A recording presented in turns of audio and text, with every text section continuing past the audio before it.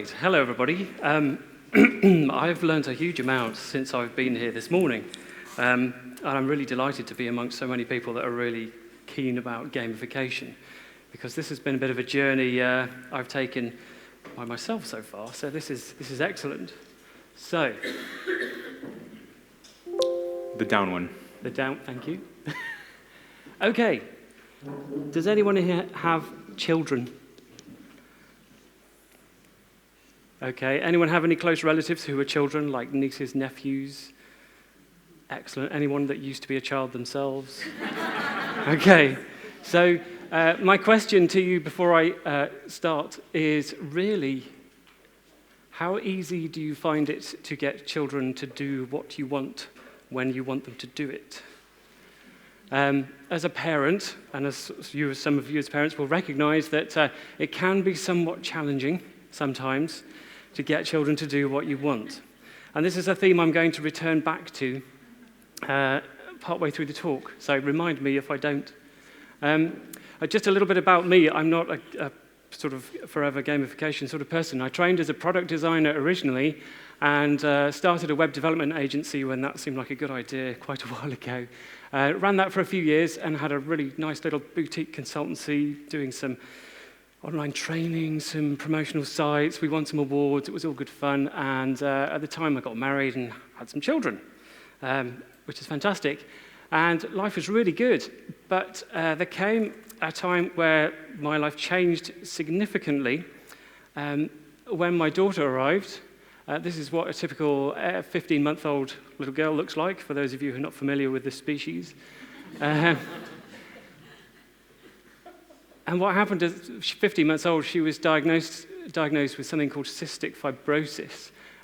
So as a result, I sold my business after a couple of years because she needed quite a lot of care to look after her. And having said all that, if she was here standing next to me today, you would struggle to see there was anything wrong with her. But it does have quite a few nasty sort of things that we have to take care of. The fundamental problem with cystic fibrosis is that at a cellular level, the mucus in your body is extra thick. And so for the respiratory system and the digestive system, they get clogged with sticky mucus that you can't clear. So it's like having your worst ever case of flu or a cold that you're coughing and you just can't get it out. So for people with cystic fibrosis, this is basically what happens to them all the time.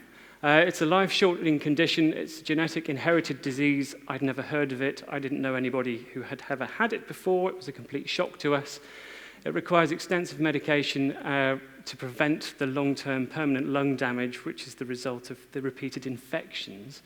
And something called respiratory physiotherapy is prescribed universally pretty much. And this generates a huge number of arguments between the parent and the child. The child has to blow into devices like the ones you can see behind me in a repeated pattern of blows, and it takes quite a long time, and it's quite difficult to know if you're doing it correctly or not. And that really is the course of all the arguments that happen. And so as a parent of a child with a chronic condition, or anyone that cares for somebody with a chronic condition, you will be then very aware of what the term burden of care means. It's a very real thing. So there are just not enough hours in the day. This is the fundamental problem. And for most of us here, we're probably asleep for around about 8 hours. Some of us will work for as little as 9 hours. I'm sure nobody here does that at all. Some of us will do our survival activities, which has been cropped off, for about 3 hours a day. So washing, cleaning, eating food, checking Twitter, all that kind of stuff. And then you've got what we've got here is personal time, about 4 hours a day, when you get to do things you actually want to do. And if you've got a family, you might choose to spend some of that time with your family, which you may do other things as well. But when you have treatment to do, that eats significantly into your sort of own time that you have for living. And I've shown it here as a quarter, but it's actually quite a bit more than that. So you have about 10 minutes to get ready for the ensuing fights and arguments that are going to take place while you do treatment, which might last 20 minutes on a good day, typically a bit longer. Then you need at least 10 minutes to recover afterwards, because the adrenaline in your system of having a shouting match for 20 minutes, if anyone's tried to argue with a 6-year-old, they know what I mean. Then you repeat that twice a day, because that's what the doctors tell you have to do, so you don't have any choice in that. And it's a game for all the family, because it affects everybody. And at a point where my youngest daughter was nagging her big sister about not getting on with doing her treatment, there was this kind of mushroom cloud of emotional stress that went off. And that was a real trigger for me, that I realized that we were all engaged in this thing without any free choice of our own. And in sort of terms of gamification, it contains challenges because, well, it's just a really hard thing to keep going. It's incredibly engaging, and I'm very eager and willing to play it because as a parent, I'm hardwired to look after my child, of course, as any parent should be. So what's the actual effects? So as they say in the Eurovision Song Contest, the scores from the UK are 250 million blows per year completed by children with this sort of treatment. That's generated around 70,000 arguments today alone, because every one of those blows that's completed, no one's really sure if it was long enough or hard enough or done the right way in the right position. Nearly 1 million hours of stress being generated for families like mine, and not surprisingly, there's significant evidence of the impact upon quality of life for people dealing with these conditions. And broadly speaking, that's around 3 years continuously in your lifetime of doing nothing but this sort of treatment, respiratory physio, if you have to deal with this condition. So you'd have thought that we'd be pretty good at it, yeah? So a study was done earlier this year. Apologies, it's kind of got a bit corrupted. That's because I'm a Mac boy and this is a PC and I'm a bit freaked out by it. This study was done in Ireland earlier this year, and it plotted a load of example blows that kids did on specially modified equipment to see how many blows were in the correct therapeutic range that the physicians wanted. So, reverse Dutch auction, how many blows do you think, in terms of percentage, were completed within the therapeutic range? You can see the distribution.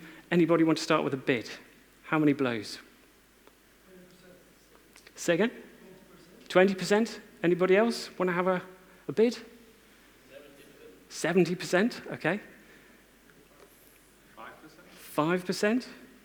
So you may be interested to see that none of them were completed within the therapeutic range in this example, which is kind of indicative of how confusing it is to use these devices. So there's all these people going through all this stress, completing all these blows, they're not doing it correctly, they have no idea, and it costs an awful lot of money. You need an awful lot of medication, an awful lot of hospital time to look after these people.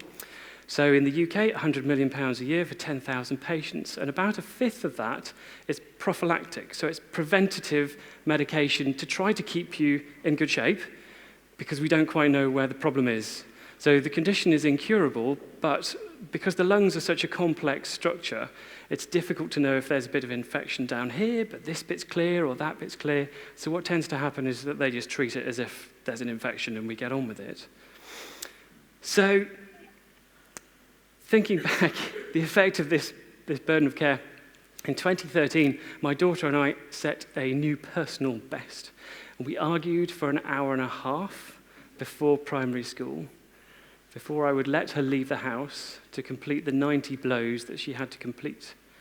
And that really got me to the point of the title of this talk, of how it saved my life, because I felt I either had to leave home because I felt it was unreasonable for me, it was unreasonable for her, it was unreasonable for my wife, it was unreasonable for the dog because he didn't always get a walk because we were fighting about treatment.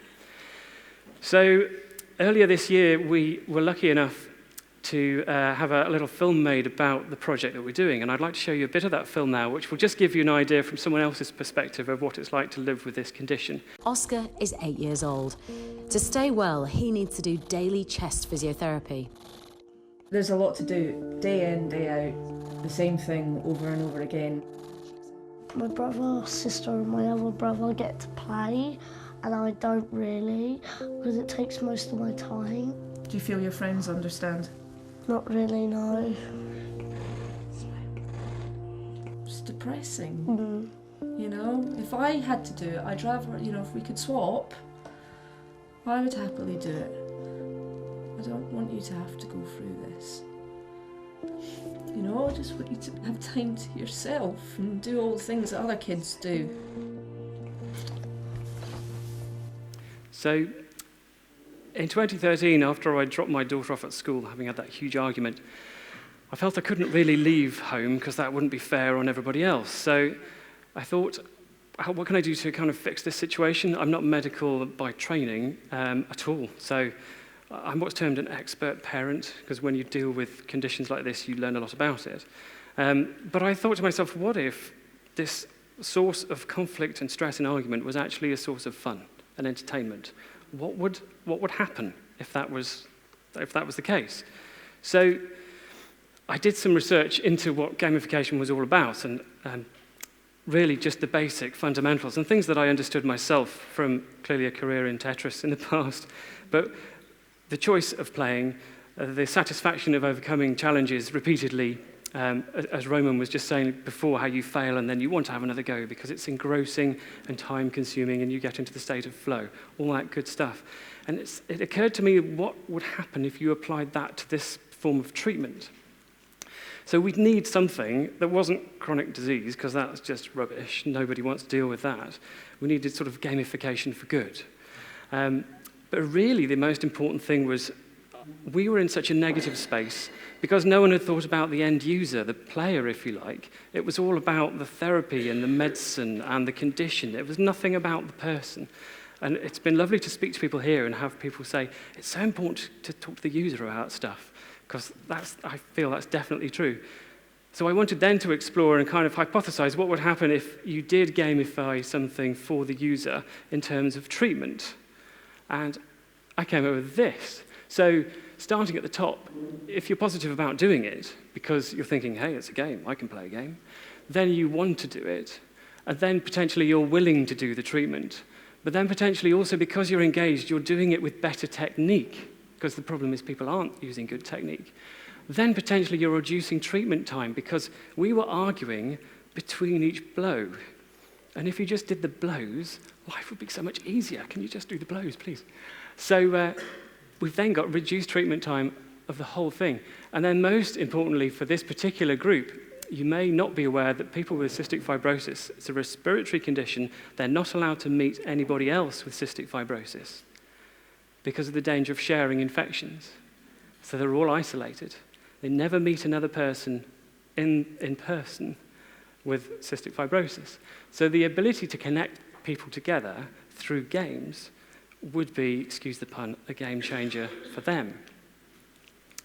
So that's what I set out to do, but I met my first big bad boss that I had to defeat in this particular game in the form of medical device regulation. These are medical device products which are CE marked and approved for use and for prescription by doctors. You are not allowed to change anything about those whatsoever. And what we needed was something that would monitor how these things were working, but we couldn't change them. So that was a challenge. So here's several years of product development on one slide, just to compress down what happened. Basically, I put on my product design hat and came up with something that would allow us to monitor when the blows are being completed correctly and communicate to the smartphone. So introducing you to the Physio Pal, which is, if you like, a wearable for a therapy device, not the patient. When you blow, it communicates to your phone, which has a gamification platform on it.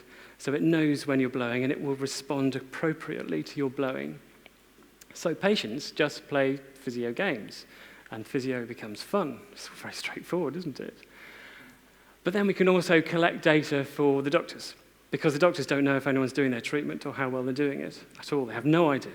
So we can collect that for the first time and give it to them, and they can use that to inform further research for other kids affected by the same condition.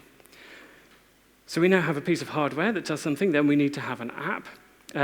So we've got this lovely app which has two sides to it. The green bit you can see is what the patient sees. So they start the app, it connects via Bluetooth to the hardware, and they jump straight in and start playing games.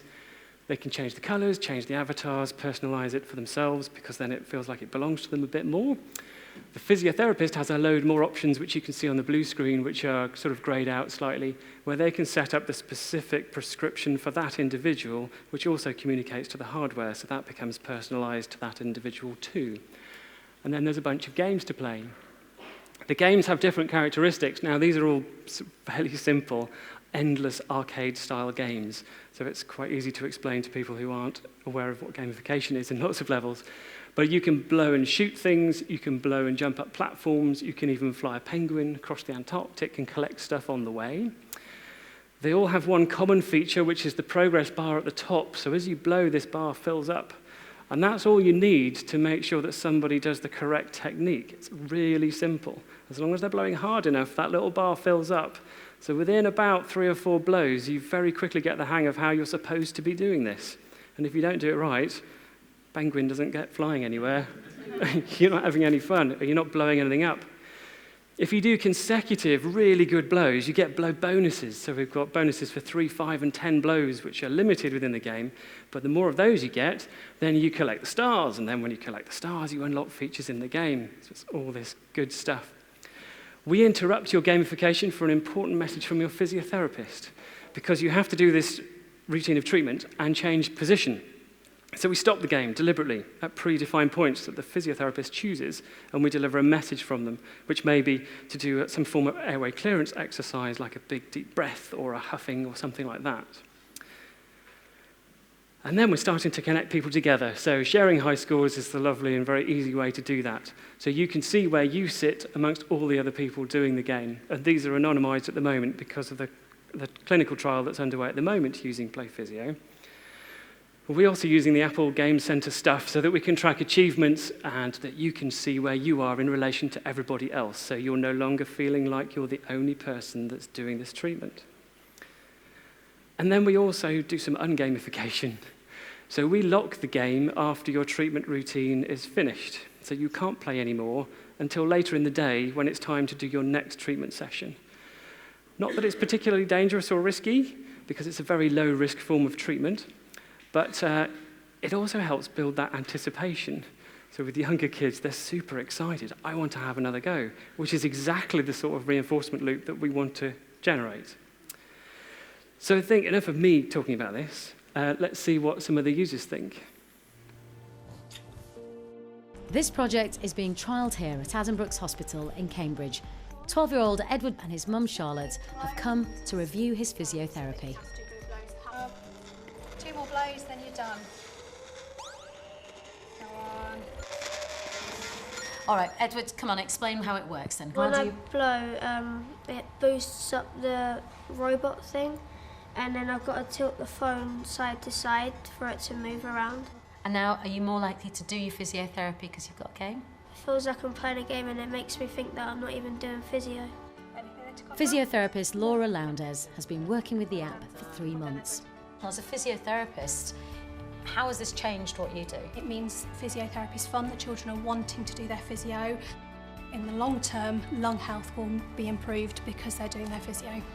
It's reducing the burden on the healthcare system. We're not having to do all home visits to try and get them doing their physiotherapy. Explain what your life was like before you had this game to play. It was like I was living in a rut, where I had to do the same thing over and over again. Now, since he's had this, it's been a lot healthier. He's actually put loads of weight on as well now. I would like to get every child in the UK doing gamified physio. And Oscar is already reaping the benefits of Playphysio. It's the first time I've asked my mum, when can I do my physio? I want to do my physio. I'm really enjoying it, and it's changed my life. Playphysio makes Edward and Oscar's lives so much easier and takes all the pressure off their families, and we could help so many more. Thank you.